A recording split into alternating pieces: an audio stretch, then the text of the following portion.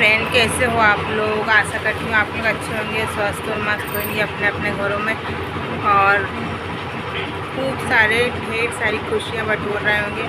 तो फ्रेंड्स, मैंने आप लोगों को कल मैंने बताया था मेरा घर मतलब बचपन की कहानी, मतलब बचपन की स्टोरी या कहानी जो भी समझ लो, और जो भी मेरे साथ हुआ था वो बताया हुआ था, आधा बताया था और अभी और रह गया है, मतलब बहुत लंबा छोड़ा है तो उसको बताने में थोड़ा टाइम लगेगा।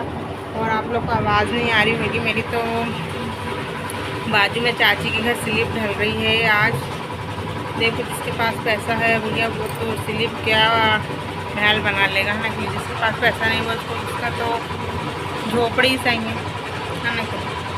तो आप लोग कमेंट में बताइए मैंने सही बोली कि गलत बोली। वैसे कमेंट सही अच्छा करिए, बेकार कमेंट बिल्कुल मत करिए। लेकिन बेकार कमेंट करते ना आप लोग तो सही में मेरे को बहुत दुख होता है। बड़ी मुसीबत से वीडियो वगैरह बनाती हूँ मैं।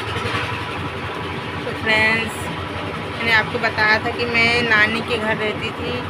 नानी के घर से फिर मेरे को मेरे मतलब सौतेली मौसी बोलते हैं, मौसी माँ, उसको उनके घर भेज देते थे। फिर मौसी माँ फिर बड़ी माँ के घर भेज देती थी। ऐसी ऐसी करके मेरी ज़िंदगी कटी है, मैं बड़ी हुई हूँ। और मेरा भाई बेचारा ऐसे वो भी क्या करता, वो उसकी भी ज़िंदगी ऐसी कटी है और उनने भी बहुत मुसीबत झेला है। फिर उसकी ज़िंदगी थोड़ी सही हुई जब वो बाहर कमाने धमाने लगा, जब उसकी थोड़ी सी ज़िंदगी सही हुई थी। फिर कमाने लगा तो अपना खुद का करने लगा, खर्च पानी तो थोड़ा सही था। फिर उसके बाद फ्रेंड्स, शादी होने के बाद तो वो अच्छा ही रह रहा है। शादी हो गई तो फिर उसकी औरत उसको अच्छी मिली तो मतलब वाइफ तो वो अच्छा रह रहा है। तो फिर मेरी कहानी बताती हूँ। फिर ऐसे मैं बड़ी हो गई, मेरी पढ़ाई लिखाई नहीं हुई ना, मैं बिल्कुल भी नहीं पढ़ पाई हूँ फ्रेंड्स। बस में जो पढ़ते हैं, मतलब मैंने बोली थी ना आपको मैं मुसलमान हूँ, तो पढ़ते हैं ना। आलिमा बनने गई थी, मतलब मदरसा गई थी मैं, वहाँ पर रही थोड़े दिन। वहाँ से फिर छुट्टी हुई तो छुट्टियों में फिर मैं घर आई थी। घर में फिर मतलब मेरी फ्रेंड्स वगैरह बन गई थी वहाँ पर अच्छी। तो मैं उनसे नंबर वगैरह ली थी कि आप लोग से बात करूँगी। तो मैं 2 महीने की छुट्टी लगी थी वहाँ से, तो छुट्टियों में आई थी मैं। छुट्टी में आई थी फ्रेंड्स, तो मैंने अपने फ्रेंड्स को फ़ोन लगाई, मतलब पापा के घर में मेरी मौसी माँ है, उनके घर में गई थी मैं छुट्टियों में। तो फ़ोन लगाई तो बिल्कुल 1 रुपये बोलते ना, 1 रुपये, सिर्फ 1 रुपये कटे थे। फ़ोन लगाई थी, बात करी थी। तो मेरे पापा बोलने लगे कि किसको फ़ोन लगाई है, क्या है, हमारे पास पैसा फ्री का आ रहा है क्या, हम लोग फ्री का कमा रहे हैं क्या, ऐसा वैसा क्यों खर्च करेंगे, तुम लोग को देखेंगे, फलाना ढिमका, बहुत सारी बातें बोले। तो मैंने कुछ नहीं बोली और मेरे को मारने लगे पापा, बहुत ज़्यादा मारे, मतलब दरवाज़ा लगा लिए अंदर से। और दोनों हस्बैंड वाइफ ने मेरे को इतना मारे, बहुत मारे। और फिर उसके बाद मेरा सर वर भी फूट गया था, मतलब सर फूट गया था, बाहर ला के पटक के भी मारे। तो अब जैसे भी तैसे मैंने अपने आप को छुटाई। और फिर मेरी मौसी माँ के मतलब पापा के भाई, मौसी माँ के पापा के भाई, मतलब उनके चाचा जी और मेरे नाना जी लगेंगे। तो मौसी मतलब सौतेले थे तो मगर चाहते थे, अच्छे बोलते थे लोग। तो मैं उनके घर गई और बहुत बचाते हुए फिर मैंने उनको ये सब बताया, मेरे साथ ऐसा ऐसा कर रहे हैं इन लोगों, और मैंने बहुत ज़्यादा रोया। फिर ऐसे ऐसे चला फ्रेंड्स। उससे आगे मैं आप लोग को थोड़ी और मेरी ज़िंदगी की कहानियाँ हैं, वो जब मैं सफल हो जाऊंगी यूट्यूबर, मतलब अच्छी यूट्यूबर बन जाऊंगी, आगे बढ़ूंगी, तो वो भी बताऊंगी, वो भी आप लोग से नहीं छुपाऊंगी मैं, क्योंकि उसके पीछे भी बहुत बड़ा राज है। जब मेरे को मारे थे, फिर उसके मारने के बाद मैं नाना के घर गई थी। नाना ने मेरा फिर कहीं ऐसा कुछ, मतलब वो तो आपको बाद में बताऊँगी। फिर ये कहानी हुई और फिर बहुत ज़्यादा परेशान हो गई थी मैं, बहुत ज़्यादा, मतलब बहुत ज़्यादा टॉर्चर वगैरह करते थे मेरे को, खाना वगैरह नहीं देती थी मेरी माँ। अलग लाती थी, ना खाने पीने की तरसती थी मैं। और आवाज़ नहीं आएगी आप लोग को क्योंकि बाहर से लिफ्ट चल रही है। जितनी भी आवाज़ आ रही होगी मेरी सुन रहे होंगे आप लोग तो प्लीज़ कमेंट बताइए कि हमने आपकी पूरी बातें सुने। और वो मेरे थोड़ा सा मैं नल आ गया था ना, क्योंकि 1 महीने से नल नहीं आया था ना फ्रेंड्स, तो पानी वानी भरने लगी थी मैं, तो थोड़ा सा टाइम हो गया आज, क्योंकि मैं 3:30-4 बजे तक बना लेती हूँ। सॉरी इसके लिए, माफ़ करिएगा मुझे, इसलिए मेरे को थोड़ा आज टाइम हो गया। तो फ्रेंड्स फिर ऐसी कहानी हुई, फिर मैं बहुत ज़्यादा परेशान हो गई थी, मतलब बहुत ज़्यादा बोले तो बचपन से लेके बड़े होते तक मेरे को इतना टॉर्चर करा गया, इतना मेरा मारना पीटना और खाना नहीं देना, ये करना, पढ़ाई लिखाई कुछ भी नहीं करवाए, मतलब बिल्कुल नौकरानी की तरह के। तो आप ही बताइए मैंने कुछ गलत करा के लव मैरिज करके? तो फिर मेरे को ये मिले, फिर इनने कहा कि मैं तुमको बहुत चाहता हूँ, ये वो मैं नहीं करना चाहती थी इनसे भी, मगर इनने भी बहुत ज़्यादा वो करे, मैं अच्छा रखूँगा फलाना पकड़ जमाने की बातें करे इनने भी मैं से। तो मैंने सोचा कि देखो यहाँ की ज़िंदगी इतनी नरक की ज़िंदगी से अच्छा तो वहाँ थोड़ा सा किसी के साथ रहूँगी तो थोड़ा सुकून मिलेगा मेरे को अपने आप को। तो मैंने फिर इनसे शादी कर ली, मतलब शादी करी। तो अब शादी कर ली, शादी के बाद भी मेरे पे इतना ज़्यादा प्रेशर कर रहे थे लोग, बहुत परेशान करे, मतलब सबसे ज़्यादा बहुत ज़्यादा परेशान करे मेरे को शादी के बाद भी, क्योंकि मैं मुसलमान थी, हिंदू के साथ शादी करी थी। तो उसके माँ बाप ने मेरे को बिल्कुल ही पसंद नहीं करते थे।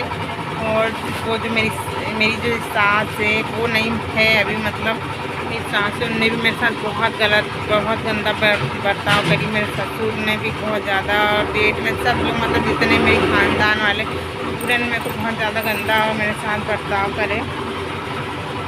फिर इनने तो अपने भाई बंदों को, अपनी बहनों को साथ में यहाँ पर ला के मेरे को गाली गुफ्तार जमाने की एक बात इसके भाई ने, सास के भाई ने आके बोला मुझे बहुत ज़्यादा, तो बहुत ज़्यादा सहन करी मैंने।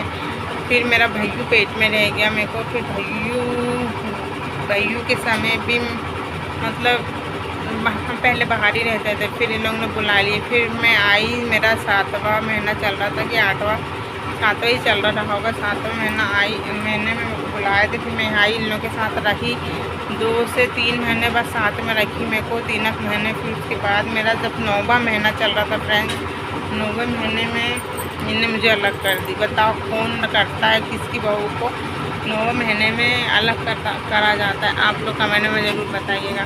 तो 9वें महीने में इनने मेरे को अलग करी। उसके बाद फिर 10-15 दिन के बाद मेरा भैयू हो गया, वो भी सीजर से हुआ था फ्रेंड्स। बहुत ज़्यादा परेशानी झेली मैंने। मेरे साथ सीजर हो रहा था तब भी मेरे साथ कोई नहीं था, मेरे हस्बैंड जी को भी उतना नहीं समझता था। और मेरी सास भी गई थी मेरे साथ, तो वो तो मेरे को देख के उल्टी कर रही थी, जैसे कि मैं कुछ कर रही होंगी, बच्चा नहीं पैदा कर रही, कुछ गंदा कर रही हूँ, उल्टी कर रही हूँ, उसके सामने कुछ गंदा करती हूँ, ऐसा करके बहुत ज़्यादा उल्टी कर रही थी। और जैसे मैं यहाँ पर हूँ तो मेरा हाथ तक नहीं पकड़ी। पता है आपको, जब एक लेडीज़ प्रेग्नेंट रहती है और उसको सहारे, जब तो दर्द में रहती है, बहुत पीड़ा होती है, उसको तकलीफ होती है, तो उसको सहारे की ज़रूरत पड़ती है।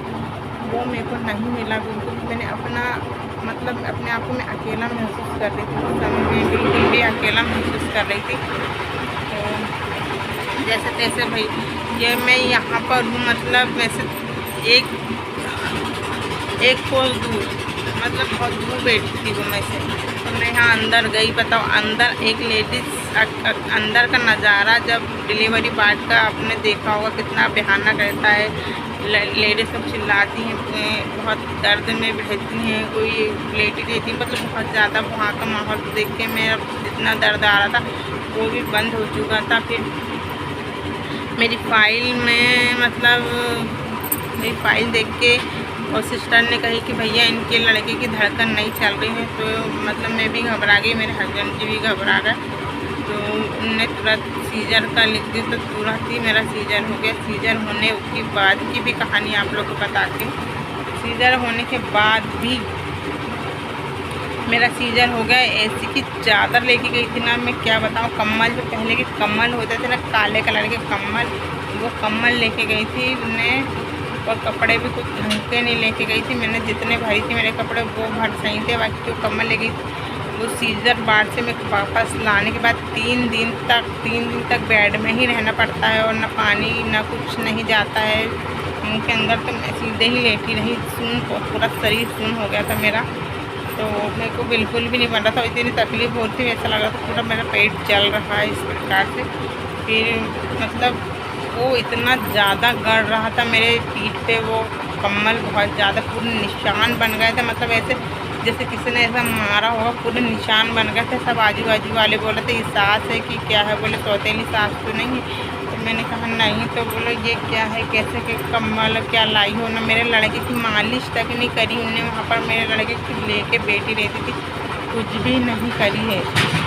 मैं आप लोग को क्या ही बताऊँ, कुछ भी नहीं करी मेरे लड़के का, बस वहाँ रहती थी, हो गया। फिर उसके बाद में आई तो फिर मैं खुद 3 दिन के बाद मेरे को दूसरे बेड पे लेके गए, तो मैं वहाँ पर बेड पे चेंज करे मेरा, फिर मैं बेड पे गई। तो उसके बाद मैं खुद अपने लड़के की सीजर वाली लेडीज़ बाहर चले जा रही है, तो अपने लड़के की मालियाँ खुद होती थी, मैं बताऊँ आपको।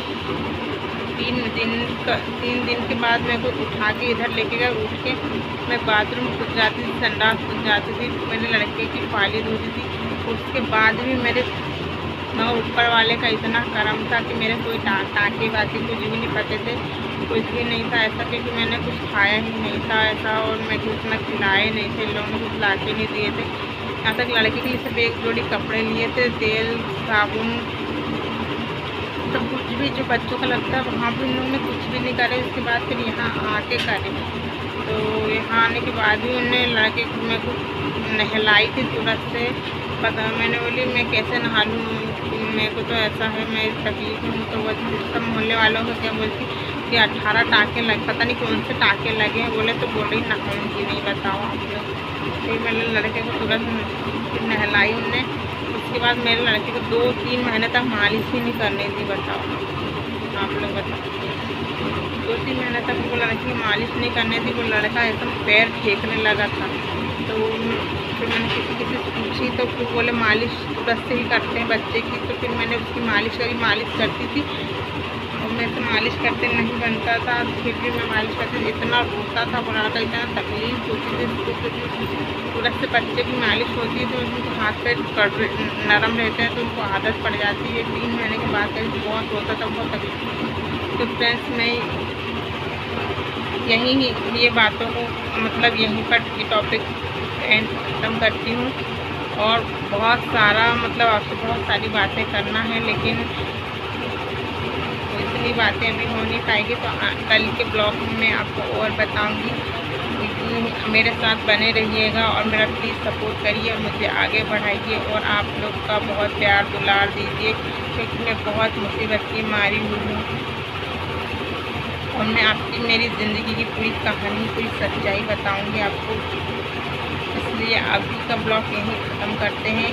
मैं कल आपको इसके बाद वाला ब्लॉग बताऊंगी, बाद वाली कहानी बताऊंगी। तो प्लीज़ मेरे साथ बने रहिएगा आप लोग प्लीज़, और मेरे को ज़्यादा से ज़्यादा सपोर्ट करिए। गलत कमेंट मत करिए, देखिए मैं वैसी मारी खुशी हुई हूँ, और आप लोग ऐसे गलत कमेंट करते हैं तो मुझे बिल्कुल भी अच्छा नहीं लगता। ठीक है फ्रेंड्स, अपना ख्याल रखिएगा, अपने परिवार का ख्याल रखिएगा, और स्वस्थ रहिएगा। अपने परिवार वालों को खुश रखिए, और आप भी खुश रहिए। बाय।